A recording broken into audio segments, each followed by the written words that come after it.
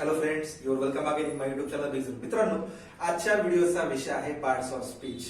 इंग्लिशचं जर तुम्ही पुस्तक उघडलात लहानपणापासून तर तुम्हाला पार्ट्स ऑफ स्पीच हा धडा इंग्लिश ग्रामरच्या पुस्तकामध्ये तुम्हाला पाहायला मिळेल. इंग्लिश ग्रामरची सुरुवात या पार्ट्स ऑफ स्पीचनेच होते. वाक्यामध्ये जे शब्द येतात ते शब्द कोणकोणते कार्य करतात यालाच आपण पार्ट्स ऑफ स्पीच म्हणायचं. तर पार्ट्स ऑफ स्पीच म्हणजे काय, तर शब्दांच्या जाती.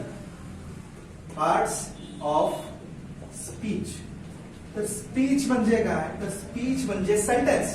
स्पीच म्हणजे सेंटेन्स आणि हे सेंटेन्स अर्थपूर्ण शब्दांनी बनतं आणि या सेंटेन्स मध्ये जे काही शब्द येतात त्या सेंटेन्स मधल्या शब्दांचं वेगवेगळ्या प्रकारचं कार्य म्हणजेच पार्ट्स ऑफ स्पीच. थोडक्यात पार्ट्स ऑफ स्पीच म्हणजे पार्टिशन ऑफ द सेंटेन्स. काय पार्टिशन, पार्टिशन म्हणजे विभागणी. पार्टिशन म्हणजे विभागणी ही त्याच्या कार्यानुसार होते. आपल्या अवतीभोवती अनेक प्रकारचे लोक काम करत असतात. एखादा पोलीस आहे, पोलीस काय करतात की चोराला पकडण्याचं काम करतात. अ person who catches thieves is called a policeman. Teacher शिकवण्याचं काम करतात. Teacher is a person who teaches us at school. शाळेमध्ये शिकवण्याचं कार्य करतात किंवा क्लासमध्ये शिकवण्याचं काम करतात. तर tailor is a person who stitches our clothes. शिंपी काय करतो किंवा टेलर काय करतो, आपले कपडे शिवण्याचं कार्य करतो. म्हणजे आपल्या अवतीभोवती जे अनेक लोक आहेत त्यांच्या व्यवसायावरून त्यांच्या कामावरून ओळखले जातात. तसं वाक्यामध्ये ज्यावेळेस शब्द येतो तो ही वेगवेगळी कामे करत असतो, त्यालाच आपण पार्ट्स ऑफ स्पीच म्हणायचं. पार्ट्स ऑफ स्पीच म्हणजे काय, words are divided into different kinds or classes is called parts of speech. किंवा partition of the sentence according to use of words is called parts of speech. म्हणजे थोडक्यात शब्द वाक्यामध्ये कोणकोणती कार्य करतात त्यालाच पार्ट्स ऑफ स्पीच म्हणायचं. इंग्लिश मध्ये किती पार्ट्स ऑफ स्पीच आहेत? How many parts of speech in English? There are 8. There are 8 parts of speech in English. कोणकोणते? पहिला आहे noun, pronoun, adjective, verb, adverb, preposition, conjunction आणि इंटरसेक्शन. हे 8 parts of speech English मध्ये आढळतात. तर पहिलं पार्ट्स ऑफ स्पीच आहे नाउन. नाउन म्हणजे काय, noun is a naming word. Noun is a naming word. Noun is the name of person, place, animal और things.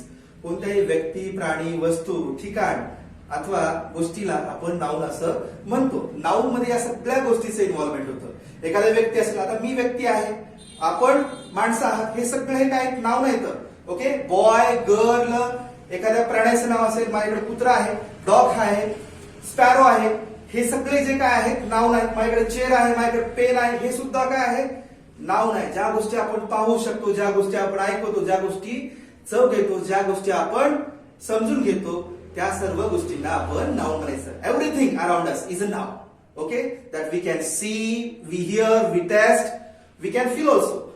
Everything is around us is a noun. आपल्या सभोवताली ज्या काही गोष्टी आहेत त्या नाउन आहेत. कधी कधी त्या गोष्टी आपल्याला दिसत नाहीत, पण आपण काय करतो, त्या परसिव्ह करतो आपल्या ज्ञानेंद्रियाने.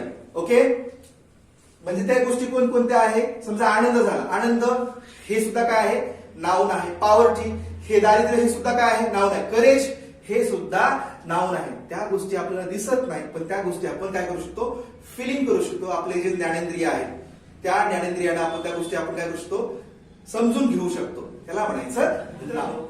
दुसरं पार्ट्स ऑफ स्पीच आहे प्रोनाउन. प्रोनाउन म्हणजे काय, सर्वनाम. तर नामाच्या ऐवजी वापरला जाणारा शब्द म्हणजेच प्रोनाउन होय. ना the word used in place of the noun is called pronoun. The word used instead of the noun is called a pronoun. The word used replace of the noun is called a pronoun. नामाच्या ऐवजी येणारा शब्द म्हणजेच काय, pronoun आहे.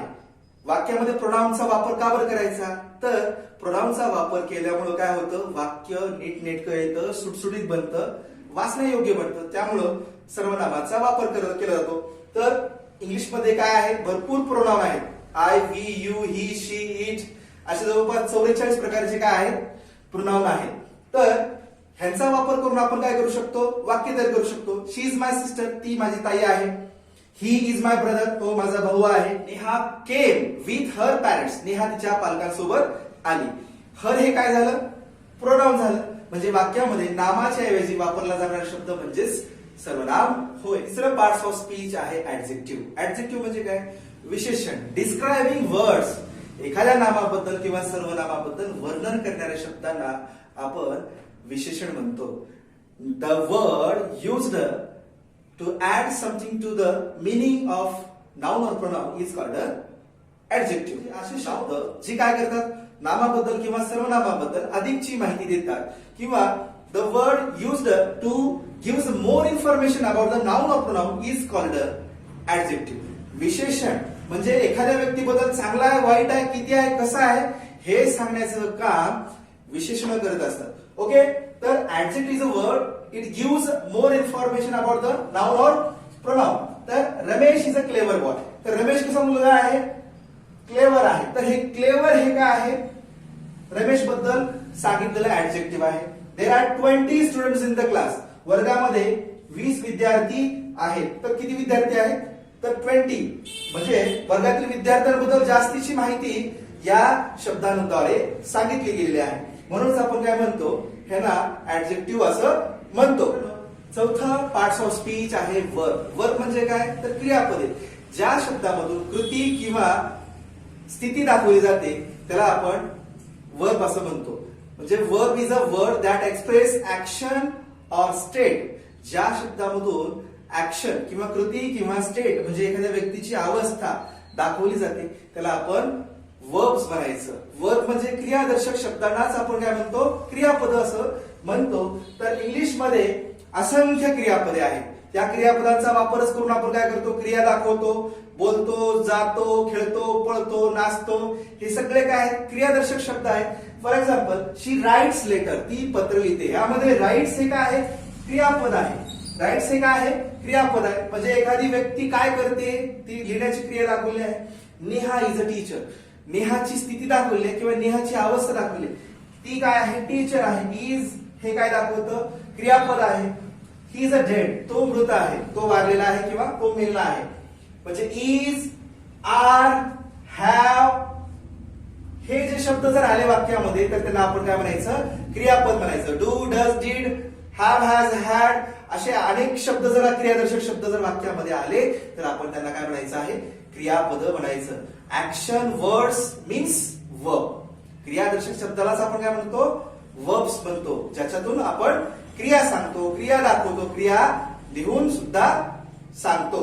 त्याला आपण काय म्हणायचं, क्रियापद म्हणायचं. अजूनही तुम्ही माझं जर चॅनल सबस्क्राईब केलं नसेल तर सबस्क्राईब करा, लाईक करा आणि जास्तीत जास्त मित्रांना आपण शेअर करा. तर व्हिडिओ हा शेवटपर्यंत बघा. नक्कीच तुम्हाला हा व्हिडिओ इन्फॉर्मेटिव्ह होणार आहे. तर मित्रांनो, नेक्स्ट पार्ट्स ऑफ स्पीच आहे ऍडवर्ब. ऍडवर्ब म्हणजे काय, क्रिया विशेषण. क्रिया कशी घडली, क्रियापदाबद्दल, विशेषणाबद्दल किंवा इतर क्रियापदाबद्दल अधिकची माहिती देणारा शब्द म्हणजेच क्रिया विशेषण. A word that used to add something to the meaning of verb, adjective or another verb in the sentence. तर वाक्यामध्ये क्रियापद असेल, विशेषण असेल किंवा इतर क्रियापद असतील यांच्याविषयी अधिकची माहिती देणारा शब्द म्हणजेच क्रिया विशेषण होय. तर ही क्रिया कशी झाली, केव्हा झाली, कशा प्रकारे झाली, का झाली, ह्या सगळ्या प्रश्नाचं उत्तर आपल्याला ऍडवर्ब मध्ये मिळतं.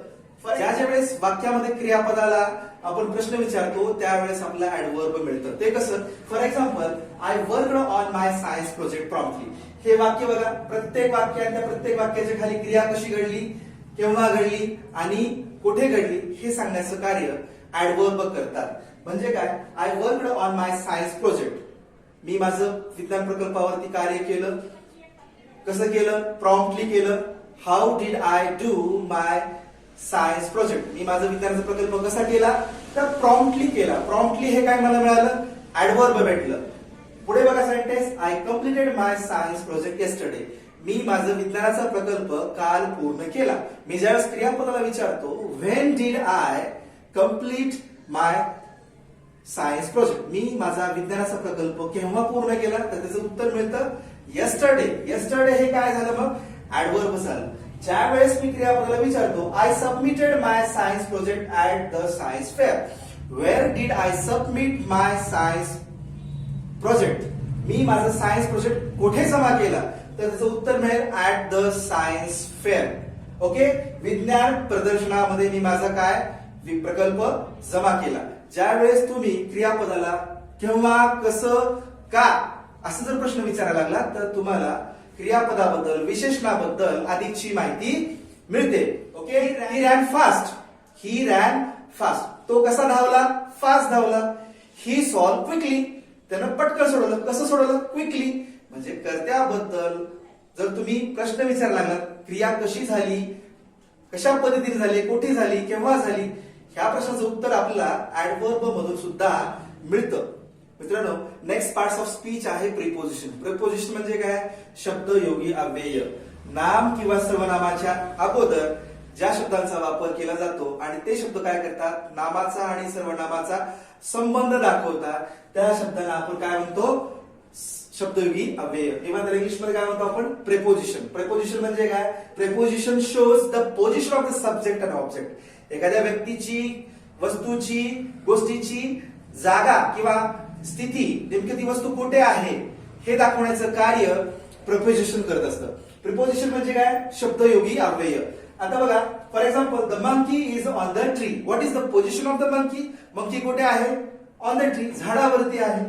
The girl is under a tree. मुलगी एका झाडाखाली आहे. What is the position of the girl? Under the tree, म्हणजे झाडाखाली आहे. म्हणजे इंग्लिश मध्ये in, into, at, over, above, between, at, from असे बरेचसे काय आहेत? प्रेपोजिशन आहेत. तर ते प्रेपोजिशन काय करतात? पोझिशन दाखवतात. कोणाची? सब्जेक्टची आणि ऑब्जेक्टची. सब्जेक्ट कोणता आला? सब्जेक्ट नाउन आलं, प्रोनाउन आलं. एखाद्या व्यक्ती किंवा वस्तू यांची जागा दाखवण्याचं कार्य प्रेपोजिशन मध्ये होत असतं. तर the boys are in front of the tree. मुलं झाडासमोर आहेत. कुठं आहेत? इन फ्रंट ऑफ, समोर आहेत. म्हणजे जर मी म्हणलो Nita is behind me, Nita माझ्या पाठीमागे आहे, तर बिहाइंड हे काय झालं? प्रिपोजिशन झालं. म्हणजे इंग्लिश मध्ये या प्रिपोजिशनचा वापर करून आपण नाम किंवा सर्वनाम यांची जागा दाखवू शकतो किंवा त्यांच्यामध्ये असलेलं नामाचं, सर्वनामाचं किंवा इतर शब्दांशी असलेलं नातं किंवा संबंध दाखवण्याचं कार्य हे प्रिपोजिशन करत असतात. पुढलं पार्ट्स ऑफ स्पीच आहे कंजक्शन. कंजक्शन म्हणजे काय? उभयान्वयी अव्यय. दोन शब्द किंवा दोन पेक्षा अधिक वाक्य असतील किंवा दोन वाक्य जोडण्याचं कार्य हे काय करत असतात? उभयान्वयी अव्यय करत असतात. म्हणजे त्याला आपण कंजक्शन म्हणतो. The word that join two or more words or sentences is called कंजक्शन्स.